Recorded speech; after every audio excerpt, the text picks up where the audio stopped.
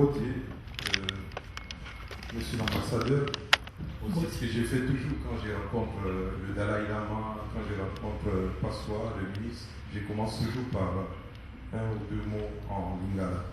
Bon, moi, j'ai vu la grande sœur du jeune feu Pranit Singh.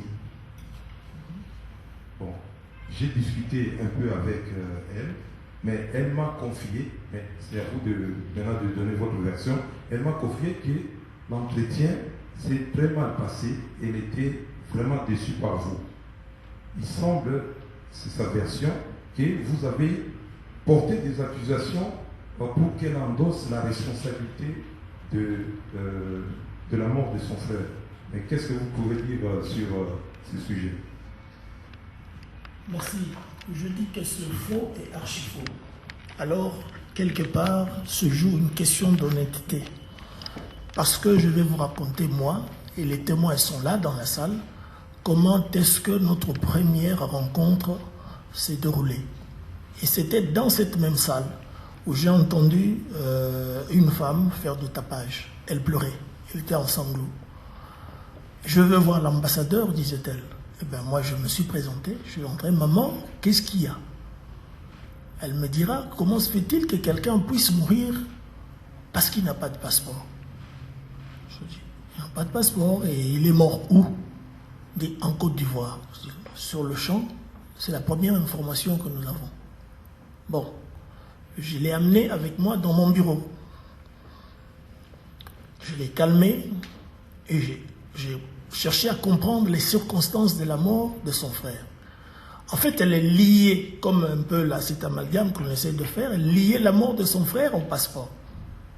Je dis, si tel est le cas, nous allons prendre contact avec notre ambassade en Côte d'Ivoire pour que nous en sachions plus.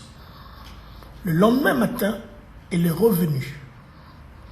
Elle n'était pas seule cette fois-là, elle était accompagnée, parce qu'en partant d'ici, comme vous dites, ça s'est mal terminé. Je ne sais pas si c'est pour elle mal terminé, ça veut dire au moment où elle sortait et qu'elle me disait « Vous n'avez pas fini d'entendre parler de cette affaire. »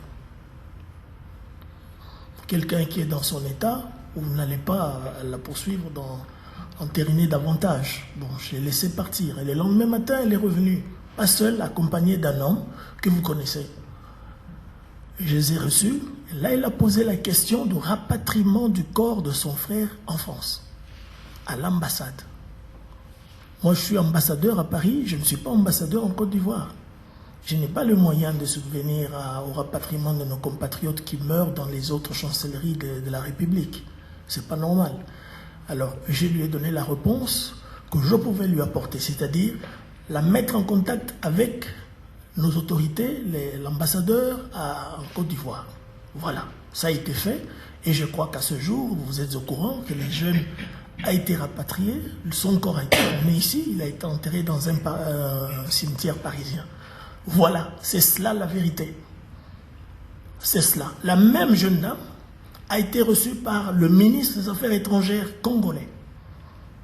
Alexis Kambomamba, il l'a reçue à son hôtel. Elle a proféré des menaces pour dire qu'elle allait aller en justice.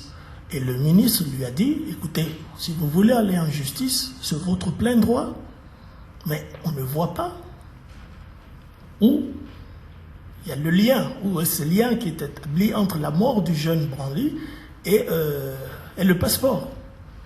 Pour preuve, le garçon a été bien rapatrié. Il n'y a pas eu de problème. Il était résident.